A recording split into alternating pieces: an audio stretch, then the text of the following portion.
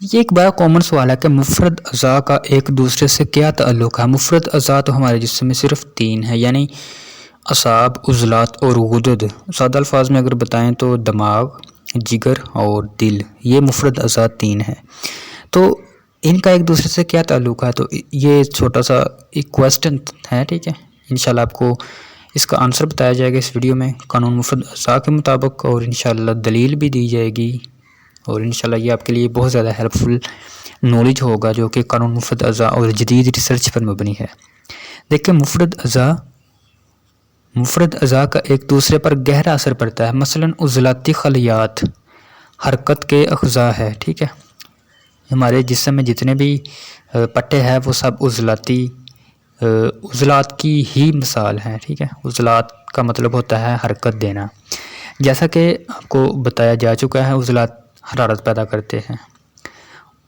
عضلاتی اعضاء یعنی قلب، عضلات جس میں جو حرارت پیدا ہوتی ہے، دل میں جو دل مسلسل حرکت کرتا ہے، پمپ کرتا ہے، تو اس سے جسم میں حرارت پیدا ہوتی ہے، وہ غدد میں جمع ہوتی رہتی ہے۔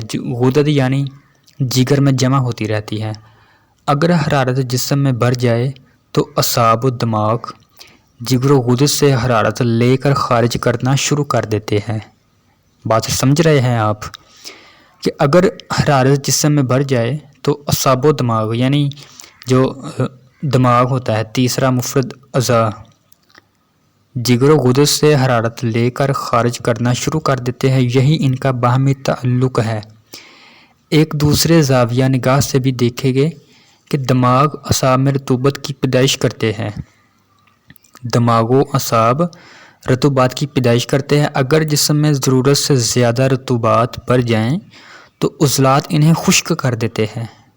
سمجھ رہے ہیں آپ بات کہ یہ ایک اینگل کی صورت میں کام کرتے ہیں۔ اگر اعصابی تحریک زیادہ حد سے بڑھ جائے تو پھر وہ حد کو ختم کر کے خشکی کی طرف چلے جاتے ہیں، یعنی اگر دماغ میں تحریک ہے تو جب وہ انتہا کو پہنچے گی تو پھر دل میں تحریک چلی جائے گی، عضلاتی تحریک پہنچ جائے گی، اور غدد رطوبات کی پیدائش کو روک دیتے ہیں، یعنی جگر۔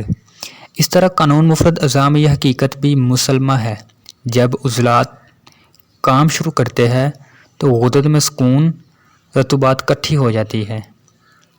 سماعت فرمائیں کہ جب عضلات یعنی دل ہمارا تحریک میں ہوتا ہے، جب عضلاتی تحریک خشکی والا مزاج جسم میں ہو جاتا ہے تو جگر میں سکون ہو جاتا ہے، اس سے رطوبتی امراض پیدا ہوتے ہیں، رطوبات اکٹھی ہو جاتی ہے۔ دوسری طرف دماغ اور اعصاب میں خون کی کثرت سے تحلیل ہونا شروع ہو جاتی ہے۔ جب غدد جگر کا کام شروع کرتے ہیں، یعنی جب جگر میں گرمی پیدا ہونا شروع ہوتی ہے تو اعصاب و دماغ میں سکون، سماعت فرمائیں کہ اعصاب و دماغ میں سکون اور رطوبات جمع ہو جاتی ہے۔ اب تحریک جگر میں ہے تو دماغ میں سکون ہوگا، تسکین ہوگی۔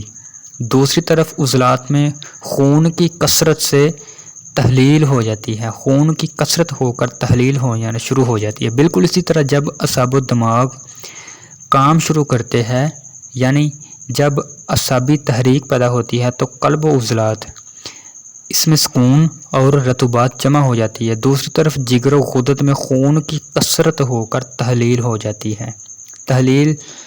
تحریک، تسکین، تحلیل کیا ہے، اس بارے میں بھی ویڈیو پروپر بنی ہوئی ہے ہمارے چینل پر۔ یہ آپ کو میں نے مثالیں دی ہے، ان مثال سے واضح ہوا کہ جب بھی کسی مفرد عضو میں تحریک واقع ہوتی ہے تو فوراً ہی دوسرے مفرد اعضاء میں ان کے اصول تعلق کی وجہ سے ایک نئی کیفیت پیدا ہو جاتی ہے۔ یہ اللہ پاک کا احسان ہے ہم پر، کروڑ ہے اس کا شکر ہے کہ جس نے ہمیں پیدا فرمایا، عقل و شعور سے نوازا اور بے شمار نعمتیں عطا فرمائیں، لیکن ہماری سیفٹی کے لیے، ہمارے جسم کی حفاظت کے لیے 3 مفرد اعضاء جو پیدا فرما دیے ہے، یہ ایک دوسرے کی پروٹیکشن، حفاظت کا کام کرتے ہیں۔ جب اعصابی تحریک پیدا ہوتی ہے، یعنی جسم میں رطوبتی امراض پیدا ہوتے ہیں، تو جب وہ انتہا کو پہنچے تو پیچھے کو نہیں جائے گی، گرمی نہیں ہوگی جسم میں، بلکہ خشکی کی طرف اس کا سفر روانہ ہو جائے گا۔ اس کی مثال میں آپ کو دنیا ہی کی دیتا ہوں۔ جب زکام لگا ہوتا ہے کسی کسی 15-18 سال کے بچے کو یا کسی بڑے کو پتلا پانی کی طرح زکام ہوتا ہے، لیکن جب اس کو میڈیسن دی جاتی ہے تو اس کا زکام پراپر ختم نہیں ہوتا، بلکہ گاڑھا زکام ہو جاتا ہے، اس کا پیلا پن ہو جاتا ہے، پتلا ختم ہو جاتا ہے لیکن زکام گاڑھا ہو جاتا ہے۔ مثلا عضلاتی خشکی والی تحریک پیدا ہو رہی ہے، آگے کی طرف مزاج چلا گیا ہے، اعصابی تحریک سے عضلاتی تحریک کی طرف چلا گیا ہے۔ تو یہی اصول ہے۔ اسی طرح اگر عضلاتی تحریک ہے، جسم میں خشکی بہت زیادہ ہے، تو اس کو ختم کرنے کے لیے قانون فطرت کے مطابق غدد یعنی جگر کو تحریک دی جاتی ہے، گرم ادویات کا استعمال کروایا جاتا ہے۔ جی السلام علیکم۔